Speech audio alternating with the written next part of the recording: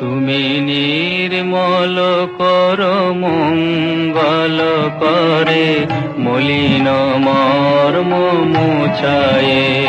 তুমি নির্মল কর মঙ্গল করে মলিন মর্ম মুছায়ে। তব আমাদের যিনি সঞ্চালক শ্রী কার্তিক চট্টোপাধ্যায় মহাশয়, ওনাকে যখন আমি প্রথম দেখি,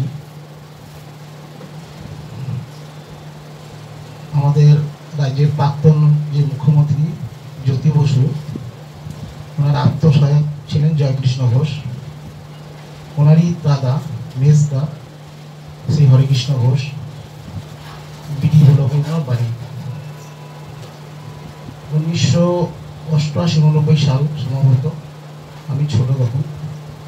আর আমাদের সঙ্গে একটা ফ্যামিলি রিলেশন ছিল আমাদের পরিবারে, সেই সূত্রে ওনাদের বাড়িতে আমরা যেতাম।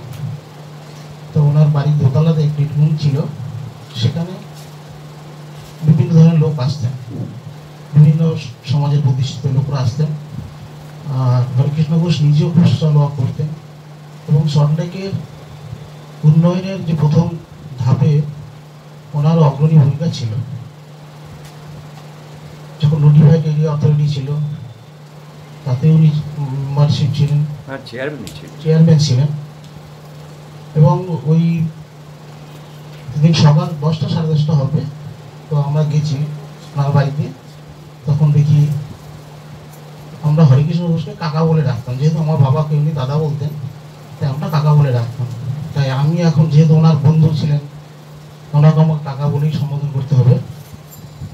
তাই কার্তিক কাকা সব আরও অনেকে ছিলেন, ভগবতী প্রসাদ বন্দ্যোপাধ্যায় থেকে শুরু করে তরুণ দত্ত যে মুখ্য সচিব ছিলেন, আরও বহু প্রতিষ্ঠিত সমাজে তারা সবাই ছিলেন। তো জাস্ট একটু চোখে দেখলাম ওনাকে, এবং সত্যি আশ্চর্য লাগছে, ওনার চেহারা আমি তখনও যা দেখেছিলাম একই আছে, শুধু চুলটা কালো হয়েছে, সাদা হয়েছে কালো থেকে। এই পরে তো বিধাননগর মেলাতে আমরা যখন যেতাম, ইনি পুরো সেটা আমি আপনাদেরকে হয়তো পুরোটা বোঝাতে পারবো না, অত বড় বিধাননগর মেলা ওনারা যে কি করে পরিচালনা করতেন অকল্পনীয়। এবং অফিসের যাবতীয় যে দায়ভার ছিল ওনার উপরে পরিচালনা করার। বড় বড় সব কলকাতার থেকে এবং বম্বে থেকে শিল্পীরা আসতো, সঙ্গীত পরিবেশন করতো, ঘুরেও গেছে। এবং তখন ওনাদের একটা স্লোগান ছিল, তোমার মেলা আমার মেলা বিধাননগর মেলা। তো আমার সেই স্মৃতিটা এখনো আছে। ওইটাই আমাকে বিখ্যাত করেছিল, একটা মেলায় যে একটা স্লোগান হতে পারে, এটা পরবর্তীকালে ওদের মেলাগুলো নিয়েছে। কিন্তু এখনো অনেকের বক্তব্য, এখনো মেলা হয়। আমি আমার কার্তিক কাকার সঙ্গে প্রথম ওনার দর্শন, এবং সেই হিসাবে এখানে যখন আমি আসি, আমি দেখেই আর ভাবি যে সেই লোকটা এখন আছে। ওনাদের সময় এত অনুষ্ঠান তো সল্টলেকে, আর মেলাটাকে ওনারা তিল তিল করে তৈরি করলেন। আর বর্তমানে সেই মেলার ঐতিহ্যটা অনেকই পরিবর্তন হয়েছে। এখন আমরা এই জন্য মেলার প্রতি আর আকৃষ্ট হই না, আর সেই উৎসাহ পাই না, কারণ আমাদের পরিচিত কেউ নেই। এই আমি এটুকুই বললাম ওনার সম্পর্কে। যখন সঠিক বললাম কিনা ভুল বললাম হয়তো উনি বলবেন। ঠিক আছে, শুনুন ওমার সম্বন্ধে একটু ইন্ট্রোডাকশন। এই একটা অনুষ্ঠান শুরু করার আগে আমাদের একটু ওই মঙ্গল আচরণের মধ্যে কিছু করতে হয়। তো আমি আগে সেই মঙ্গল আচরণটা একটু আপনাদের পাঠ করে শোনাই। পজ্যোতি পরম ব্রহ্ম দীপজ্যোতি জনার্দন দীপজ্যোতি হরেতে পাপম সন্ধ্যা দীপ নমস্তুতে শুভম করতি কল্যাণম আরোগ্যম ধন সম্পদ শত্রু বুদ্ধি বিনাশায় দীপজ্যোতির নমস্তুতে সুপ্রকাশ মহাদীপ সর্বতস্তিমিরাপহ সবাজ্য অভ্যন্তরম জ্যোতি দীপজ্যোতি ज्योतिर्नमोस्तुते तं सूर्य चन्द्रं ज्योतिंषि विद्युत् अग्नो तथैव च तमेव सर्वज्योतिंषि दीपज्योतिर्नमोस्तुते महा अन्धकारनाशाय नमस्ते हव्यवाहन नमः स्वाहा सदा नाथ ज्ञानदृष्टिप्रदो भव नमस्ते पापनाशाय जगत्कल्याण हेतवे ज्योतिषान्मुक्तं दीपज्योतिर्नमोस्तुते नमस्ते शारदे देवी काश्मीरपुरवासिनी तमहं प्रार्थये नित्यं विद्यां बुद्धिं च देहि मे दीपज्योतिः परं ब्रह्म दीपज्योतिर्जनार्दन दीपज्योतिर्हरेत पाप सन्ध्यादीप नमोस्तुते ॐ शान्ति शान्ति शान्तिः हरि ओम तत्सत्।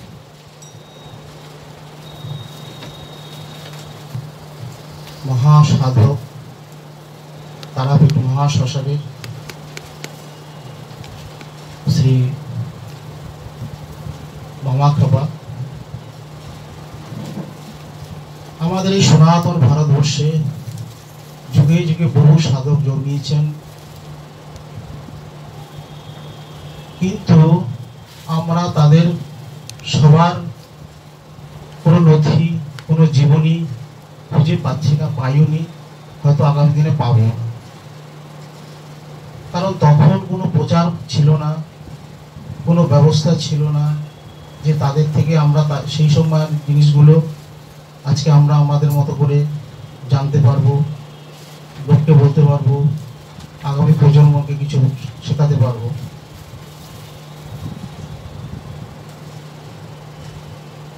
বাংলার 1244 সন শিব চতুর্দশী কৃষ্ণপক্ষের বীরভূম জেলার এর নাম নিয়ে অনেক মতভেদ আছে। বলা হয়েছে বিহার থেকে বীরভূমের নাম হয়েছে, বীরসেন বলে একজন রাজা ছিলেন, তার নাম থেকে বীরভূম হয়েছে। তো এই নিয়ে আর তর্কে আমরা এগোতে পারবো না। আকলা বলে একটি গ্রাম আছে, আকলা গ্রামে পিতার নাম শ্রী সদানন্দ চট্টোপাধ্যায়, মাতা শ্রীমতী রাজকুমারী দেবী।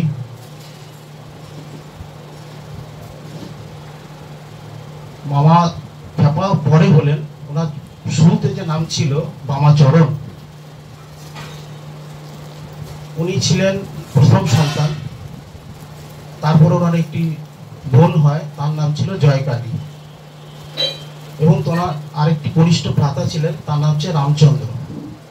এই ছিল 5 জনের পরিবার।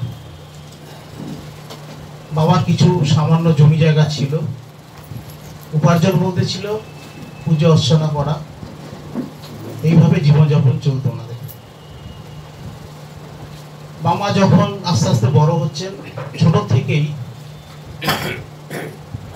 আমরা সমাজে যাদের আমরা প্রতিষ্ঠিত দেখেছি, তাদের মানে শুরু থেকেই জীবনীগুলোতে বোঝা যায় যে আগামী ভবিষ্যতে এ কি হতে চাইছে, কি হতে পারে।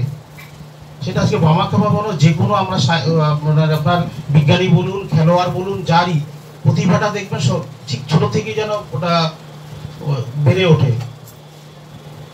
যখন ছোট বয়স 3-4 বছর বয়স হচ্ছে, খেলছে, ল্যাংটো হয়ে উঠোনে খেলছে, আর ওই মাটি দিয়ে বিভিন্ন রকমের খেলনা বানাচ্ছে, পুতুল বানাচ্ছে, আর মাকে খালি প্রশ্ন করছে, মা এই পুতুল বানালাম, এ কি খায়, এ কি কথা বলতে পারে? মা ছিলেন ভীষণ বুদ্ধিমতী, হ্যাঁ বাবা পারি, এরকম ভাবে মা একটু আগ্রহ করে বুঝিয়ে দিতেন। কিন্তু যখন আস্তে আস্তে একটু বড় হলেন, উপনয়ন হলো 7 বছর বয়সে, বাবারও আস্তে আস্তে বয়স হচ্ছে। তখন ওই মাটি দিয়ে মায়ের মূর্তি, দক্ষিণাকালী মূর্তি বানাতেন। বাড়িতে যেহেতু পুজোর একটা কালচার ছিল, বাবাকে বলতেন বাবা এটা আমি পুজো করবো, বাবা বলতেন তুমি করো। আচ্ছা, এইভাবে চললো। চলতে চলতে বাবা ভালো বেহালা বাজাতে পারতেন। আর যে তারাপীঠ, ওটার নাম ছিল তারাপুর। তখন ওই সন্ধেবেলা বাবার সঙ্গে ওই তারাপুরে তারা মায়ের মন্দিরে আসতেন। এসে বাবা শ্যামাসঙ্গীত গান করতেন, কীর্তন করতেন। ওই ছোট্ট বাচ্চা 8 বছরে, সেও বাবার সঙ্গে সঙ্গে গাইতেন। আরও ভক্তবৃন্দ থাকতো, তারাও শুনতেন।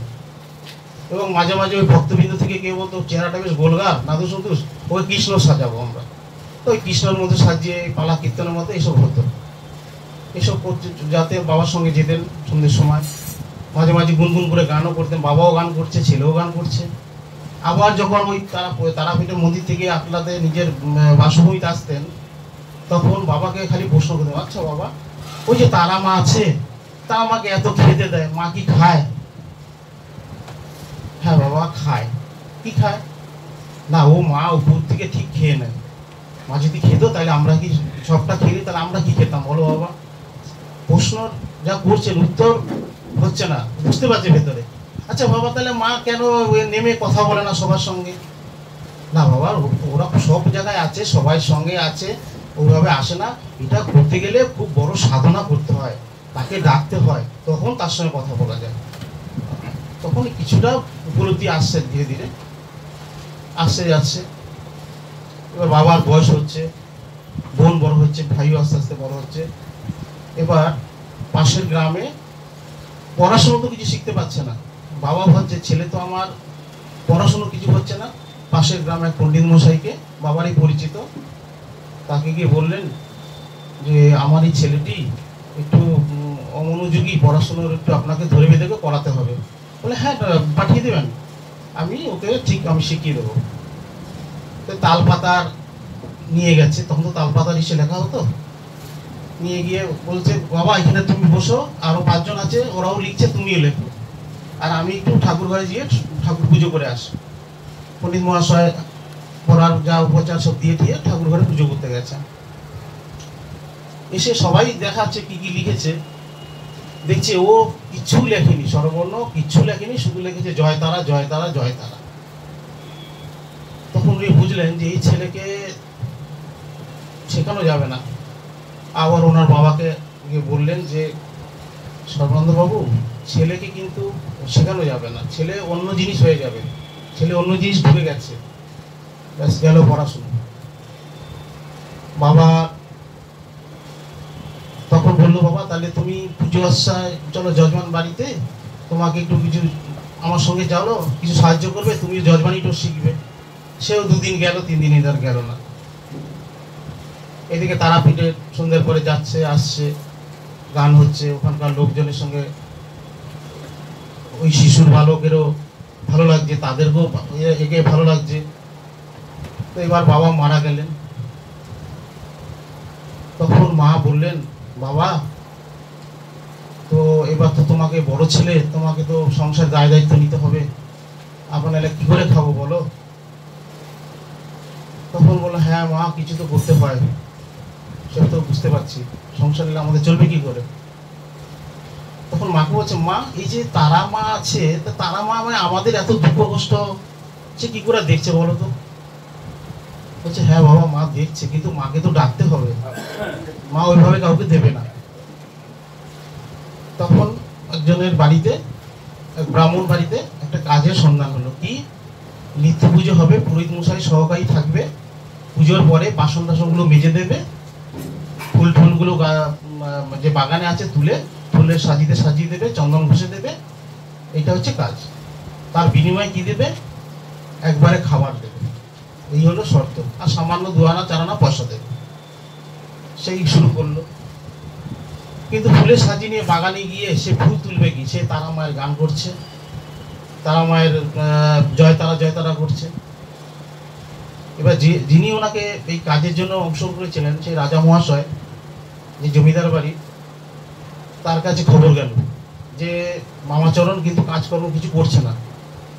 এ খালি জয়তারা করছে, ঠাকুর ঘরে বাসন পড়ে রয়েছে, পুকুর পাড়ে গিয়ে বাসন রেখে দিয়ে মায়ের গান করছে।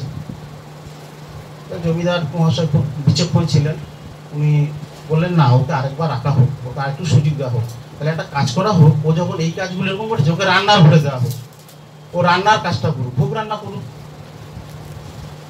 ঠিক আছে, রান্নার ঘরে গিয়ে সেই কাঠের দিয়ে রান্না সব পুড়ে ছাই হয়ে গেছে, সেখানেও জয়তারা জয়তারা। আবার জমিদার কাছে মহাশয়ের কাছে খবর গেল যে মামাচরণ কিন্তু এইসবও করছে না, রান্নাও করছে না ঠিক মতো। তখন ওকে আবার ওখান থেকে ছুড়িয়ে দেওয়া হলো। বাড়িতে এসে মাকে বলছে, মা বেঁচে গেছি। বলছি কেন বাবা? বলে না, আমি আর পারছি না, আমার দেখো তারা পিঠে যাওয়া আমার বন্ধ হয়ে গেছে, আমি আবার তারা আমার কাছে যেতে পারবো, বলো মা। তখন বলো, বাবা সে তো হবে, কিন্তু আমাদের এই চলবে কি করে এখন? তখন মা, ওনারই সম্পর্কে মামা হয়, তার বাড়িতে আমার মা বলে গিয়ে তাকে রাখার চেষ্টা করলো যে আমার বড় ছেলেটাকে তোমরা রাখো। ঠিক আছে, রাজি হলো। মামি তো খুব খুশি, কারণ মামাচরণের চেহারা টেরা বেশ ভালো, ওকে গরু চড়াতে দিতে পারবো, ওকে খাটাতে পারবো। সেখানে গিয়ে একই অবস্থা। দুদিন থাকার পরে আবার ওখান থেকে মামা বাড়ির লোকরা তাকে বিতাড়িত করলো, আবার মার কাছে চলে আসলো। মা বললো, বাবা এবার তাহলে কি হবে? বলছে, দেখি মা এবার কি হয়। তখন নিজের মাকে ডাকতেন ছোট মা, আর তারা মাকে ডাকতেন বড় মা। তখন বলে, মা তাহলে আমি একটু বড় মার কাছে ঘুরে আসি। আবার তারাপীঠে আসলেন, এসে তখন মন্দিরে ওই ভেতরে তো ঢুকতে পারতেন না, পুরোহিতরা থাকতেন, আরো সব লোকজন থাকতেন, বাইরে থেকে মাকে দর্শন করতেন, মার গান করতেন করতে করতে শ্মশানে আসতেন। বাবার সঙ্গে শ্মশানে আসছেন, কত অনেকবার এসে গেছেন। শ্মশানে এসে বাবা দেখাতেন যে এইখানে এই আছে, এখানে আছে। ব্রহ্মার মানসপুত্র বলা হয় বশিষ্ঠমণি। সে বশিষ্ঠমণি যেখানে তারা মায়ের দর্শন পেয়েছিলেন, সে সমাধি পঞ্চমুনির আসন। ওনার বাবা তখন ওনাকে দেখিয়ে দিতেন যে এখানে এই বশিষ্ঠমণি সিদ্ধি লাভ করেছিলেন, এই তার পঞ্চমুনির আসন, এই তার শিমুল গাছ। তো এইবার ওই তারা মাকে দর্শন করার পরে মামা খোপা শ্মশানে আসতেন, এবং উনি এসে শ্মশানে দেখলেন কৈলাসপতি বলে একজন, ব্রজ কৈলাসপতি, উনি ওইখানকার তখন ওই শ্মশানের প্রধান একজন সাধক। আর ব্রজনাথ বলে পণ্ডিত ছিলেন, যিনি ছিলেন ওই মন্দিরের সর্বের সর্বা। দুজনেই তন্ত্র সিদ্ধি লাভ করেছিলেন তারাতন্ত্রে। কৈলাসপতি ওই ছেলেটিকে দেখে খুব আকৃষ্ট হলেন এবং বুঝলেন এই ছেলেটির মধ্যে অনেক কিছু আছে, এই ছেলেটি একদিন ভবিষ্যতে কিছু হবে। ওই কৈলাসপতি যেখানে থাকতেন শ্মশানে ঘুরে ঘরে, ওই বামদেব তখন ওখানে এসে ওনার সঙ্গে থাকতেন, ওনার সেবা শুশ্রূষা করতেন, ওনার জল লাগবে কি লাগবে কি করতে হবে সেটাও করতেন। এবারে শ্মশানে যখন তখন উনি মাঝামাঝি থেকে যেতেন। এদিকে হঠাৎ যখন মনে পড়তো যে এবার বাড়ি যেতে হবে, তো আবার মার কাছে আসতেন। মা তখন আস্তে আস্তে বয়স হচ্ছে, মা বললো, বাবা যা এখন অবস্থা দেখছি সংসার চলা বড় দায়, তুমি তো এই করলে আর হবে না, তোমাকে তো এইসব ছেড়ে দিয়ে কিছু একটা ভালোভাবে করতেই হবে, তাহলে আমরা মরে যাবো। তো বলছে, দেখো মা আমরা কেউ মরবো না, আমাদের তারা মা আছে, ওই তারা মাই আমাদের দেখো বাঁচিয়ে রাখবে। তখন কৈলাসপতি একদিন মামাচরণকে বললেন, মামা তুই যা এখানে শিখছিস বা করছিস, তোকে এবার একটা মন্ত্র নিতে হবে, গুরু মন্ত্র। ব্রজনাথ এবং মুখ্যতানন্দ দুইজনে মিলে, দুই গুরু ওনাকে মিলে ওকে তখন তারা মন্ত্র দিল। আর ওই পঞ্চমুণ্ডির আসনে ওকে বসে শুরু করলো ওর তারা মন্ত্রের যে জপ সেটা। ও সকালে সন্ধ্যের সময় বসলো, পরের দিন সকালে গিয়ে তার ভঙ্গ হলো। এইভাবে শুরু হলো।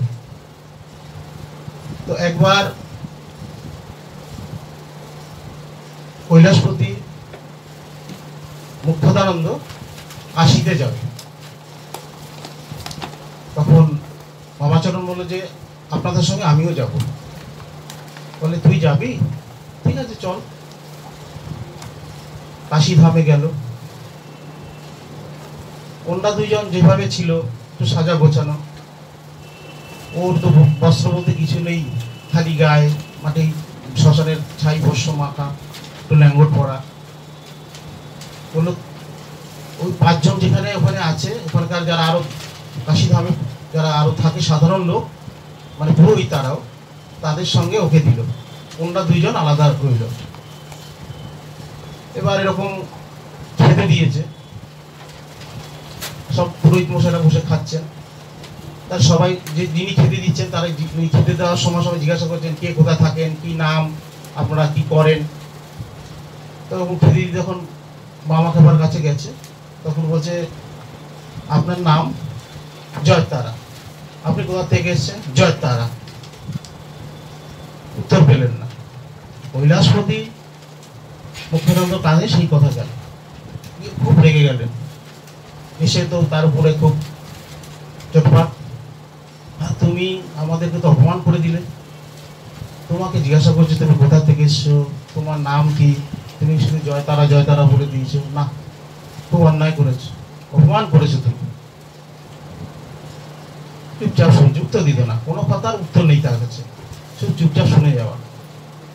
তখন বললো তুমি এখানে দুদিন থাকো, আমরা ওখানে থেকে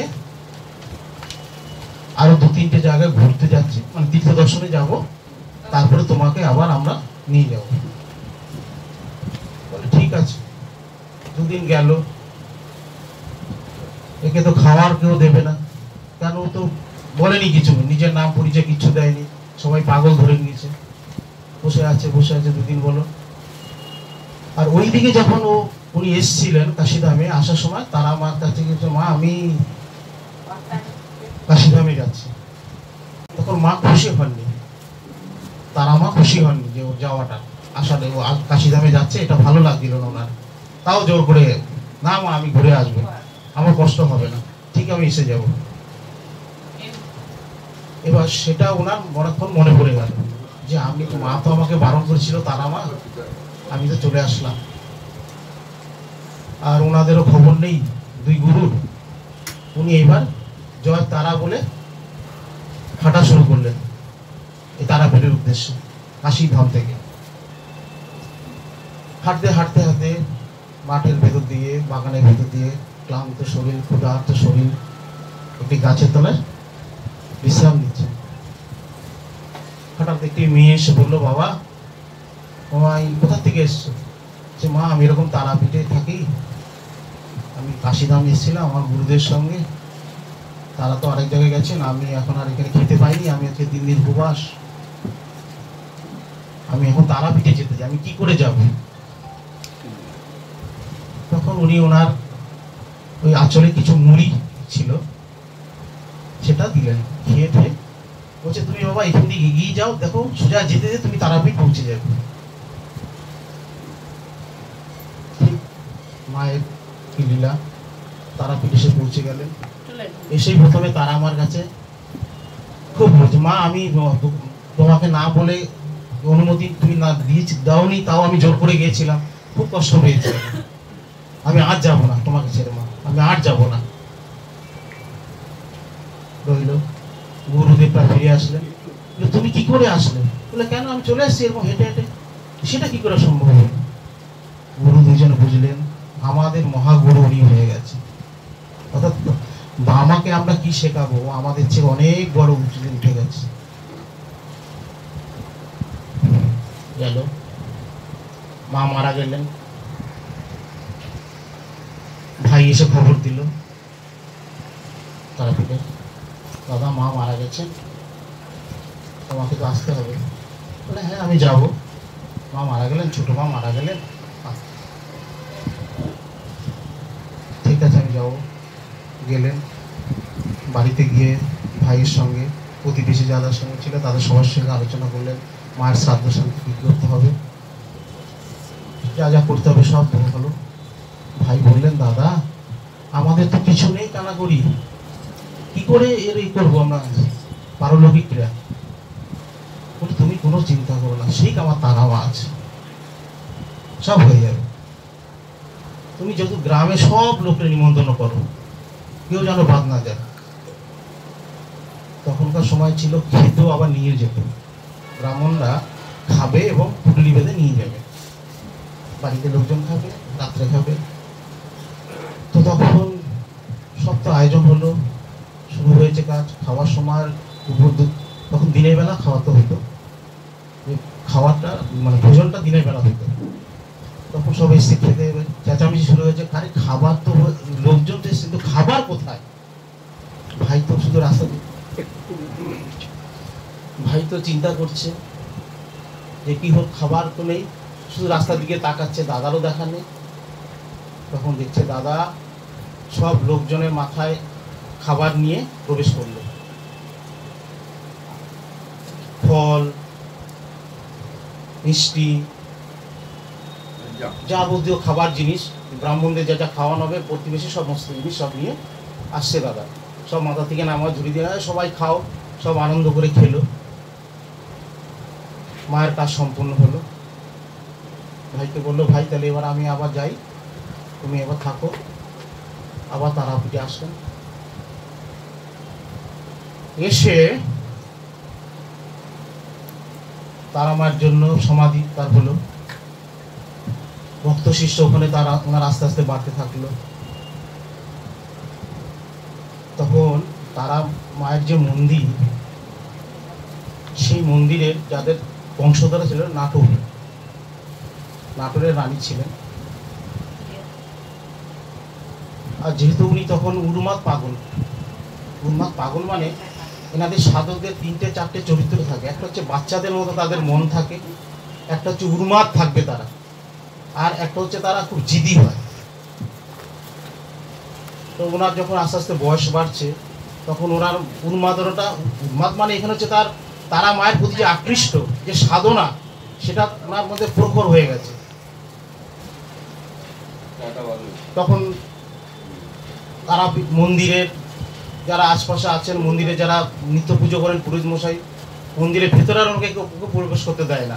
গায়ে নোংরা, যে একে আর ভেতরে ঢুকতে দেওয়া যাবে না। খাবে কি? খাওয়ারও তো হচ্ছে না, 7 দিন না খেয়ে আছে, আর ওই জয়তারা বলেই যাচ্ছে। তারা মা একদিন ওকে স্বপ্নে দেখাবে, তুই কালকে যখন দুপুরের ভোগ আসবে আমার মন্দিরে, তুই যাবি, গিয়ে ভোগ তুই খাবি। বলি কি মা, আমি ভোগ খাবো কি করে? সবাই তো থাকে, সবাই আমাকে তো ঢুকতে দেবে না। বলছে না বাবা, তুই যাবি খাবি। যথারীতি ও দুপুরবেলা গেছে মন্দিরে। সবাই ভাবছে যে বুঝি মাকে প্রণাম টনাম করতে এসে, বা জয়তারা যেরকম করে সেই সব করে। ও একেবারে মন্দিরের ভেতরে ঢুকে গেছে। ঢুকে গিয়ে যে ভোগ সাজানো রয়েছে, বসেই ভোগ খাওয়া শুরু করে দিয়েছে। পুরোহিত মশাই এবং যারা ওখানকার ছিলেন তারা দেখে তো অবাক, এ কি, এই খ্যাপা এসে এই ভোগ খেয়ে যাচ্ছে, এবং কে সাহস দিল ওকে, আর এটা কি করে সম্ভব হলো? সঙ্গে সঙ্গে রানীর কানে খবর গেল। রানী বলল, তোমরা ওকে মেরে ধরে যে করে ওখান থেকে বের করে দাও। ওকে ধাক্কা দিয়ে মেরে ফেরে বের করে দিল। চলে আসলো শ্মশানে, ওই শিমুল গাছের তলায় পঞ্চমুনির আসনে। ওই যে বসে আছে আর কাঁদছে।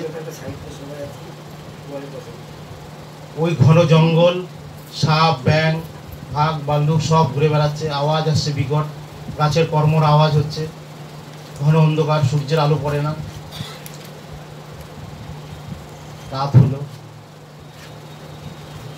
মার সেই কণ্ঠ, মামা ও তুই এসেছিস, তুই আমাকে স্বপ্ন বললি কালকে খেতে ভোগ, আমি ভোগ খেলাম, আর আমাকে কি করেছ ওরা মেরে দেয়। না বাবা কাঁদিস না, আবার কাঁদিস না, আমি তোর কোনো কথা শুনবো না, তুই মা না, তুই রাক্ষসী, তুই ডাইনি, তুই সরে যা আমাকে। না বাবা কাঁদিস না, দেখ আমার পিঠটা দেখ, ওই মার তো আমার পিঠে পড়েছে বাবা, আর আমি তো তোকে খেতে বলেছি। না আমি তোর কোনো কথা শুনবো না, আয় বাবা আমার স্তনটা পান কর। না আমি কিচ্ছু খাবো না, আমি তোর কোনো কথা শুনবো না, তুই আমাকে অনেক মার খাইছিস, তুই কেন আমাকে বললি খেতে? না বাবা আয় আয়, তুই তো অবুঝ, আয় আমার কোলে আয়, স্তনপান করো। অনেক বুঝিয়ে টুজিয়ে গায়ে হাত টাত দিয়ে শান্ত করে গেল। বললো কালকে থেকে তুই বাবা আবার যাবি। ও তুই আমার আবার সেই মার খাওয়ার জন্য বন্দি করছিস, আবার যাবি? আমি আর যাবো না। না বাবা তুই আবার যাবি, আবার যাবি, আবার ভোগ খাবি। আমি আজকেই নাটোরের রানীমাকে এর বিধান আমি বলে দিচ্ছি। সব বুঝিয়ে টুঝিয়ে অবাক খেপাকে মা চলে গেলেন, নাটোরের রানীকে স্বপ্ন দেখালেন, তোর এই মন্দিরে আমি আর থাকবো না, তোরা অত্যাচার করেছিস আমার এক খেপা সন্তানকে, ও 7 দিন ধরে উপবাস হয়ে আছে। কোনো মা পারে তার সন্তান যদি উপবাস থাকে খেতে? আর আমি তোর এই বংশ নির্বংশ করে দেবো, কেউ থাকবে না, আমিও আমার সন্তানকে অন্য জায়গায় শ্মশানে চলে যাব। মা আমাকে অমা ক্ষমা করো, মাফ করো, কি করতে হবে বিধান মা আমাকে দাও, আমি কি করবো বলো তুমি? একটাই আমি তোকে বলছি, কালকের থেকে তোর এই জমিদারি যে ভোগ তোরা তৈরি করে দিস আমাকে, 2টো ভোগ হবে, একই রকম ভোগ হবে, যা আমাকে দিবি তার একটা পাত্রে দিবি, সমান করবি। আর আমার ওই পাগল ছেলে আগে এসে ভোগ খাবে, তারপরে আমি আমার ভোগ গ্রহণ করবো, ওই আমাকে ভোগ খাওয়াবে, তোরাও খাওয়াবি না। আর কালকে সকালে গিয়ে তুই আর তোর যত লোক আছে সব গিয়ে ওকে খুঁজে বের করে ওর কাছে বলে আসবি, আর ওর কাছে ক্ষমা চেয়ে আসবি।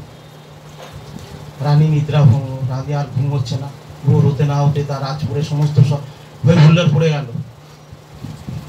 কি হয়েছে কি না এই ব্যাপার, মা কোথায় আছে সে তাকে খুঁজে আগে শ্মশান থেকে বের করতে হবে। স্বয়ং রানী নিজে গেলেন, খুঁজে আর পান না, দেখলেন অনেক খোঁজার পরে সে আসনে বসে আছেন। উনি তখন দেখে বললেন, আরে আবার বুঝি আমাকে মারতে এসছে এত দলবল নিয়ে স্বয়ং রানী? না না হাত জোর করবে, আমি অন্যায় করি, আমি আর যাবো না খেতে, আমি আর যাবো না, তোমরা আমাকে মাফ করে দাও। রানী গলায় কাপড়ে আঁচল দিয়ে বলল, বাবা আমার অন্যায় হয়ে গেছে, তুমি আজকের থেকে আবার আসবে, 2টো ভোগ হবে, তোমার হোক তার আমার। চুপ করে শুনলেন। যখনই ভোগ শুরু হবে তার আগে গিয়ে ওনাকে ডেকে নিয়ে আসতো শ্মশান থেকে ঘুরে হাজার লোক।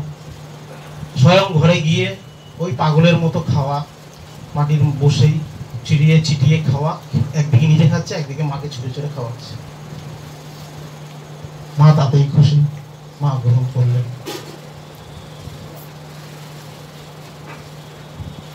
কবিগুরুর পিতা মহর্ষি দেবেন্দ্রনাথ ঠাকুর একবার তারাপীঠে এসে বামদেবকে দর্শন করে গেলেন। গিয়ে কবিগুরুকে বললেন, রবি একবার তুমি যাও, গিয়ে ওনাকে দর্শন করে আসো, ওনার আশীর্বাদ নিয়ে আসো। রবীন্দ্রনাথ তখন 22-23 বছর বয়স। সঙ্গে নিয়ে গেলেন চারুণ কবি মুকুন্দ দাসকে। দেশ আমাদের পরাধীন। ওই রামপুরহাট থেকে জনে খুব কষ্টে মন্দিরে গিয়ে পৌঁছলেন, তারাপীঠ মন্দিরে। ওনারা যখন পৌঁছলেন অপরাহ্ন দুপুরবেলা পৌঁছলেন, পৌঁছে মন্দিরে যারা ছিলেন ভক্তবৃন্দরা তারা বললেন, আপনারা কে? পরিচয় দিলেন, আমরা শান্তিনিকেতন থেকে এসেছি। তো কি ব্যাপারে, কেন এসছেন? এই যা ঘোর জঙ্গল অন্ধকার, এখানে তো কোনো স্বাভাবিক লোক আসে না, আপনারা কি করে আসলেন, আর আসলেনই বা কেন? না আমরা একটু মামাকে দেখে দর্শন করতে চাই, মানে আশীর্বাদ নিতে এসছি। বলছে, দেখুন আপনারা এসছেন ঠিক আছে, বসুন, কিন্তু ওনাকে তো কখন পাবেন আমরা নিজেরাও জানি না।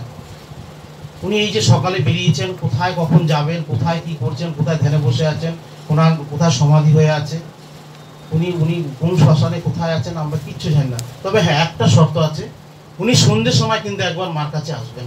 উনি সারাদিন যখনই থাকুক, যাই করুক, সন্ধ্যের সময় একবার এসে মাকে দর্শন করবেন। দুইজনে বসে আছে, ক্ষুধার্তে মুখ ছোট হয়ে গেছে, কিছু বলতেও পারছে না। এসছি যখন একবার দর্শন করেই যাই। সূর্য ডুবছে, একটা আওয়াজ আসছে ঘন জঙ্গল থেকে, মনে হচ্ছে না গাছপালা ভেঙে চুরমার হয়ে কেউ আসছে। জয় তারা বলে দূর থেকে প্রতিধ্বনি হচ্ছে। শিষ্যরা বুঝে গেছে, ঘুরেও আসছে। এসে কি করলে, সঙ্গে সঙ্গে তারা মায়ের মন্দির ঢুকে গেলেন। ঢুকে গিয়ে মার স্তন পান করছেন, গালের দুপাশ ধরে স্তন বেরিয়ে পড়ছে। কবিগুরু চারণ কবি দেখে তার যে অবাক হয়ে আছে, বাক্য বন্ধ। আবার প্রণাম করে যখন বাইরে বেরোলেন, দুজনে প্রণাম করলেন। তোরা কে, কি করতে এখানে এসছিস, কি করে আসলি এখানে এই ঘন অন্ধকারে? কবিগুরু বললেন, আমি একজন লেখক, আমার পিতৃদেব এসেছিলেন।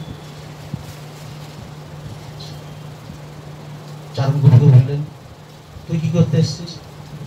আমার আশীর্বাদ। চারণ কবির দিকে তাকিয়ে বললেন, তো কোমরে একটা ফুটুস আছে। ফুটুস মানে তখন তো আমাদের দেশ পরাধীন, এটা তো স্বাধীনতা সংগ্রামী, আত্মরক্ষার জন্য একটা পিস্তল টাইপের থাকতো। বলে তোর ওটা দ্বারকা নদীতে ফেলতে যেতে হবে। আর কালু ভুলু বলে ওনার দুটো কুকুর ছিল সঙ্গী, ওই যখন নিজে খাচ্ছেন, ওই তারাও একসঙ্গে খাচ্ছে বসে, একই পাত্রের অন্ন যা খাচ্ছেন ওরা নিয়েই খেতেন। ও লালু ভুলু যাতো, দুজনকে বললেন ওই জলে ওটা ফেলে দিয়ে আসো। ফেলে দেওয়ার পরে এসে আবার যখন আসলে বলে, তোরা খুব ক্ষুধার্ত না রে, তো খিদে পেয়েছে না? এক শিষ্যকে বললেন, ওই ছিকা মানে ওই দড়ি দিয়ে বানায়, দেখবেন ওই ঝুলিয়ে রাখে, এটা গ্রাম বাংলার দিকে বেশি দেখা যায়। হ্যাঁ, ওই কোনো ভাতের হাড়ি ঠাড়ি গ্রাম বাংলায় আগে রাখা হতো, ওই কুকুর টুকুরে বা কিছু না করার জন্য ছিকে, ওর মধ্যে থেকে দুটো মাটির ভারের মধ্যে ওই শিষ্য এনে দিলেন। গায়ে মূর্ছা পড়ে আছে, ব্যাকটেরিয়া একদম পরিপূর্ণ। চারণ কবি তো নিলেন, কবিগুরু অত বড় জমিদার বংশের লোক, সে দেখেই যায় এত নোংরা, তার মনে একটু দ্বিধা হলো। দুজন মুখের দিকে তাকাচ্ছেন। আবার রামাচরণ বলে, আরে কিরে খা। তো চারণ কবি একটুখানি মুখে দিয়ে, আরে তো অমৃত। কবিকে বললেন, তুমি খেয়ে দেখো। দুজনে চেটে পুটে খেয়ে দিল। সন্ধ্যা হয়ে আসছে। রামদেব বললেন, কিরে আর এখানে তোরা থাকিস না। আবার দুইজন যখন প্রণাম করে, তখন কবিগুরু হাত দিয়ে বললেন, আরে তুই তো সারা পৃথিবী তোকে চিনবে রে, তুই তো মস্ত বড় কবি হবি, আর তুই গুরু হবি। আর চারণ কবিকে বললেন, তোর গান জগৎ বিখ্যাত হবে। এই বলে দুজন প্রণাম করে ওই লালু ভুলু পথ দেখিয়ে দিল রামপুরা স্টেশনে আসা। এরপরে এক এক ঘটনা। বারাণসী থেকে এক ব্রাহ্মণ পরিবারের একমাত্র পুত্র, ওখানে কোনো জ্যোতিষী বলেছিলেন গণনা করে যে তোমার ছেলের 7 দিন আর আয়ু আছে, এবং সর্বদর্শনে তোমার ছেলেকে মরতে হবে। শোনার পরে পিতা মাতার শুধু কান্নার রোল ছাড়া কিছু নেই। কোথায় যাবে, কি করবে, কি করে কোনো কারণেই হোক, যেরকম তারাপীঠে একজন মহাসাধক আছে, তার কাছে গেলে হয়তো এর থেকে উদ্ধার হতে পারে। অনেক কষ্টে ওনার কাছে এসে যখন পৌঁছলেন, ওনার পায়ে জড়িয়ে ধরে, তখন বামদেব বললেন, আমি কিচ্ছু পারি না, আমার কিছু ক্ষমতা নেই, যা তারা আমার কাছে গিয়ে কাঁদ।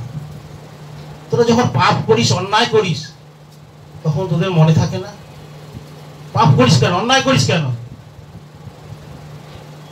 যাম তার মার কাছে যা, মাকে গিয়ে বল। পাঠিয়ে দিল বাবা মাকে মার কাছে। মা কাছে গিয়ে পিতা মাতা কার্য সন্তানটাকে নিজের কাছে নিল।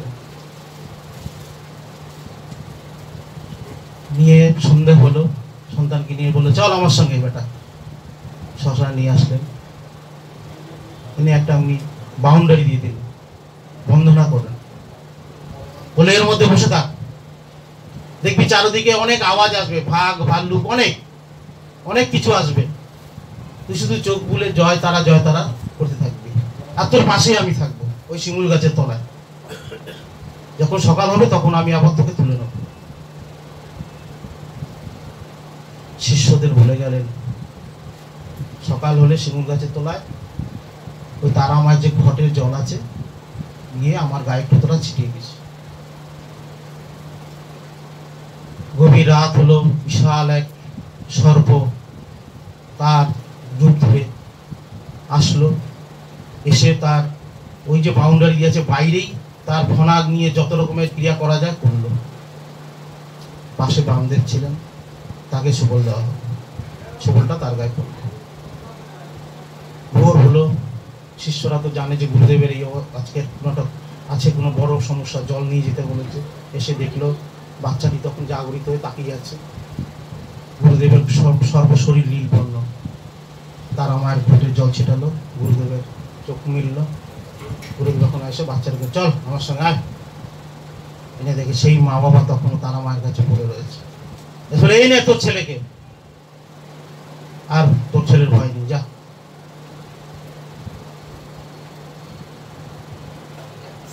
এক পিতা মাতা তাদের সন্তান হয় আর মারা যায়, ভয় আর মারা যায়। কি করে সন্ধান পেল? গেল বামদেবের কাছে, গিয়ে বললো বাবা আমাদের এরকম সন্তান হয় আর সব মরে যাচ্ছে, হচ্ছে আর মারা যাচ্ছে, 6 মাস, 1 বছর, 2 মাস। আরে আমি কি করব? যা তারা মার কাছে যা, মাকে গিয়ে ডাক, মাকে গিয়ে বল তোরা। না বাবা, কান্নাকে পা ধরে ছাড়ছে না, আপনাকে এটা বিধান করতে হবে। পারবি?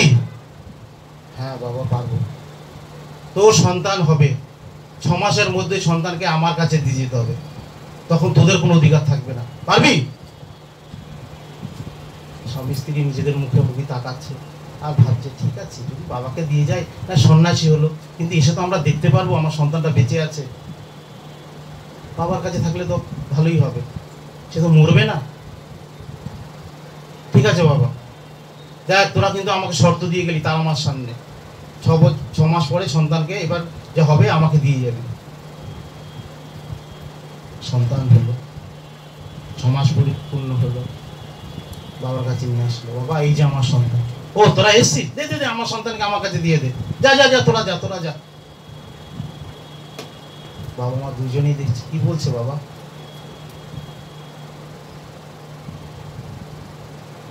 শিষ্য ছিল বামদেব, এই সন্তানটাকে ওর মাতৃ থেকে কেড়ে নে। মা কাঁদছে, বাবাও কাঁদছে, এই 6 মাসের বাচ্চাটাকে আমাদের কুল থেকে নিয়ে যাবে বাবা, দেরি করিস না, ওই সন্তান তো আমার, তোদের না, দে। শিষ্য জোর করে নিয়ে গেল, যা ওকে শ্মশানে নিয়ে রেখে দিয়া। আবার শ্মশানে, যেখানে বাঘ ভাল্লুক সাপ শিয়াল কুকুর রয়েছে, দেখুনি খেয়ে নেবে। শিষ্যদের বললো বাবা যে এটা ওকে শ্মশানে রেখে দিয়ে চলে আয়, আর তোরা এখানে থাক, বাবা মা দুইজন এখানে মার কাছে ডাক, তারা মাকে ডাক, যা তারা যারা কর। রেখে দিয়ে চলে আসলো। বাবা মা অজরে কাঁদছে, সন্তানকে মনে হয় এতক্ষণ খেয়ে নিয়েছে শিয়ালে। 6 ঘন্টা পর আবার শিষ্যকে ডাকলো, দেখতো ওর হারবো কিছু আছে কিনা। এটা বাবা মাকে শোনাচ্ছে। গিয়ে দেখলো সন্তানটি সেই তাকিয়ে আছে ফুটফুট করে। এনে তখন বলে দে, ওর মা বলে দে, যা তোর ছেলে আর মরবে না, তোর ছেলে পরমায়ু হয়ে গেছে। এইভাবে বাবা থেকে চলে যাবে। অন্ধ আসছে, বাবা একটু ছোঁয়া দিন। না না না, আমি ছোঁয়া দিতে পারবো না, তোরা সব পাপিষ্ট, তোরা মাকে ডাক, তোরা পাপ করবি, অন্যায় করবি, ভুল করবি, আমি কে? যা মার কাছে যা, মার কাছে যা, মাকে বল। অন্ধের চোখে হাত দিল, অন্ধ দৃষ্টি পেয়ে গেল। যে হাঁটতে পারে না, খোঁড়াতে খোঁড়াতে এসছে, বাবা একটু আপনি আমাকে স্পর্শ করুন। স্পর্শ করতো পাও, এই হাতে হেঁটে বাড়ি চলে যেত। আসার সময় ঘুরি করে আসতো লাঠি নিয়ে, সে হেঁটে বাড়ি গেছে। এই জন্য মাঝে মাঝে খুব বিরক্ত হতো। ওই শ্মশান থেকে আরো দূরে কোথাও জায়গায় গিয়ে থাকতে চাইতেন। শিষ্যদের বলতেন যে আর পারছি না আমি এই নিতে, এত সব সমস্যা আমার। তারা মা তুই কি করছিস, আমার কাছে কেন তো আসছে, তোরা তারা মার কাছে যা।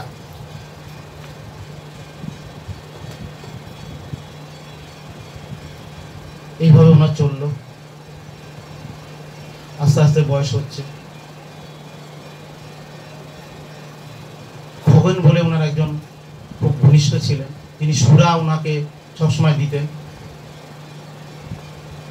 তো একবার খগেন বাবু ওনারই এক পরিচিত, সেখানে কি করেছিলেন যে নিজে মানে ক্রেডিট নেওয়ার জন্য উনি বলেছিলেন যে আমার যে আত্মীয় যে অসুস্থ আছে তাকে আমি একজন সন্ন্যাসী নিয়ে আসবো, উনি ভালো করে দেবে। মানে একটা রফা হয় না, ওই একটা কিছু করে নিয়েছিলেন উনি। বললেন, খগেনবাবু বললেন, বাবা এরকম আমার এক আত্মীয় আছে, তার অসুস্থ, আপনি একটু হাত দিলে ভালো হয়ে যাবে। চল বেটা দেখি। তাই গরুর গাড়িতে চলেছেন, ঠিক ঢোকার আগেই ফট উনি বলে দিলেন, ফট যা সালা ফট, মানে মরে গেছে। সে ভদ্রলোক মারা গেল। তার মানেটা এটা বলছে যে আমার কাছে তুই মিথ্যা কথা বলে তুই যে রফা যে করতে চাইছিলি সেটা তোর হলো না। এরাই হচ্ছে সেই সাধক, সেই অন্তর্যামী, যে সব তারা জানে, সব বুঝতে। যখন তার আস্তে আস্তে বয়স বাড়ছে, আর কোথাও যাচ্ছেন না, সমাধি হয়ে যাচ্ছে, শিষ্যরা বলছেন বাবা এবার আপনি একটু বিশ্রাম করুন বেশি। কিন্তু উনি তো বিশ্রামের লোক নন, উনি তো মায়ের সন্তান, সাধক। বাংলা 1318 সাল 2রা ফাল্গুন এই মহাপুরুষের তিরোধান হল। এবং এখনো আটলার যে ওনার পৈতৃক ভিটে আছে, সেখানে ওনাদের উত্তরসূরিরা আছে। ওনার জন্মদিন, তিরোধান দিবস যথা সমারোহে পালিত হয়। কিন্তু গেলে অবাক লাগে, আশ্চর্য লাগে। ওনার সেই যে ভিটে, সেই জন্ম যে জায়গা, সেই কুড়ে ঘর কুড়ে ঘরে রয়ে গেছে। আজকে ওনার নামে তারাপীঠ, বহু মনীষী তো ওখানে সিদ্ধিলাভ করেছেন, বশিষ্ঠ মুনির মতো, ব্রজবাসীর মতো, মোক্ষদানন্দের মতো। কিন্তু শেষ যে মহাপুরুষ ছিলেন ইনি ওখানকার সিদ্ধ পুরুষ। ওনার বংশধররা এখনো সেই যে আগে যা ছিলেন অর্থনৈতিক দিকে, এখন সেই একই রয়েছে। কিন্তু আজকে তারাপীঠ অঞ্চলে যারা আছেন তাদের কিন্তু আমূল অর্থনৈতিক পরিবর্তন ঘটে গেছে। সেটা আমার অবাক লাগে, দেখে খারাপ লাগে, চোখে জলও আসে। কার বংশধররা আজকে কিভাবে থাকা উচিত ছিল সেটা তারা নেই সেইভাবে। যখন আপনারা যাবেন তারাপীঠে, আটলা ভিটা ওখান থেকে 2 কিলোমিটার, ওই দ্বারকা নদী ঢোকার আগেই দেখবেন নিয়ে যাবে, দর্শন করে আসবেন। উনি যে ঘরে জন্মগ্রহণ করেছিলেন, ওনার যে নাভি, তখন তো নাভি তো মাটির তলে পুঁতে রাখা হতো, সেই নাভি পর্যন্ত রাখা আছে সেই জায়গায়। আপনাদের যে মনের যে সম্পূর্ণ যে ইচ্ছাটা তখন পূর্ণ হবে। তারাপীঠে যে দেখছেন ওটা একটা শিলা মূর্তি মায়ের। ওখানে যে রয়েছে মূর্তির মধ্যে কে আছে, স্বয়ং শিবকে যে নীলকণ্ঠ হয়েছিলেন, স্তনপান করাচ্ছেন মা, শিলাটার মধ্যে সেটা আছে। বাকি যেটা দেখছেন ওটা একটা কভার, ওটা দর্শনার্থীর জন্য সাজিয়ে রাখা হয়। মূল মূর্তি মায়ের শিলা মূর্তি। জয় মা তারা, সবাই আমার মঙ্গল করুক। ओम सर्वमंगल मंगल्ये शिवे सर्वार्थ स्वाधिके शरण्ये त्र्यंबके गौरी नारायणी नमोस्तुते। सृष्टि स्थिति विनाशानं शक्तिभूते सनातने गुणाश्रय गुणमयी नारायणी नमोस्तुते। शरणागत दीनार्थ परित्राणो परायणे सर्वस्वार्थी हरे देवी नारायणी नमोस्तुते। जय माता जय जय तारा জয়। তিনি পুজো আর্চা করতেন, পরে এটা হয়েছে, তারপরে পরে ওটা উনি যেতেন ছোটবেলা বাবার সঙ্গে ওখানটাতে। বাবা তো ওই জীবিকা বলতে ওই যজন যাজন ছিল, ভীষণ নিষ্ঠাবান পুরুষ ছিলেন। মূল কাণ্ডারি ছিলেন ওনার মা, ভীষণ বুদ্ধিমতী মহিলা ছিলেন। নিজে না খেয়ে সন্তানকে যেটুকু তো খাইয়ে দিতেন। আচ্ছা দীপক, আর যে আপনি বললেন রবীন্দ্রনাথ আর চারণ কবি গেছিলেন, এটা আমি যেটা শুনেছি বা পড়েছি সেটা হচ্ছে উনি ভেতরে গিয়ে শালপাতায় দুটো এনে দিয়েছিল, তখন ওই দুজনে হয়েছিলেন এটা কি অনেকটা বমির মতো দেখতে ছিল, কিছু মতো বমির মতো, মানে যেটা পছন্দ হবে না খাবারটা দেখলে। তখন তারা ওই চারণ কবি একটুখানি খেয়ে দেখার পরে তখন খেয়ে একটুখানি পাল্টে দেবো। হ্যাঁ আচ্ছা দীপক, কি করে আর বামাচরণ বামাখ্যাপা হলেন কি, এটা তো বললেন। হ্যাঁ, বামাচরণ প্রথম নাম ছিল।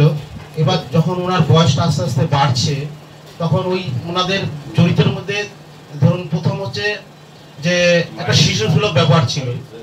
সবকিছুর মধ্যে একটা বাচ্চারা যেরকম হয় না, মা খাবো, মা ওইটা কেন হলো, মা এটা দাও, এই সাধকদের মধ্যে সেইটাও থাকে। আচ্ছা, এই আমি আরেকটু বলে দিই, বামাখ্যাপা কিন্তু আপনার তৈলঙ্গ স্বামীর সঙ্গে সাক্ষাৎ হয়েছিল। তৈলঙ্গ স্বামীর যখন বয়স 250 বছর, বামাখ্যাপার বয়স তখন মাত্র 38 বছর। এবং তৈলঙ্গ স্বামী মণিকণিকার ঘাটে বসে আছেন, তখন উনি বললেন ওনার শিষ্যদেরকে যে তারাপীঠের তারা মায়ের এক সন্তান আসছে, উনিও তো উলঙ্গ থাকতেন, তোমরা আমাকে একটু মানে ওই ল্যাঙ্গুর টাইপের কিছু দাও।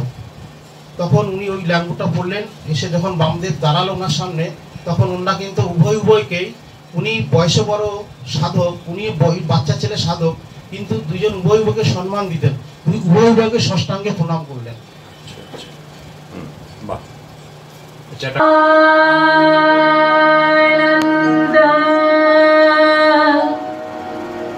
কন্যা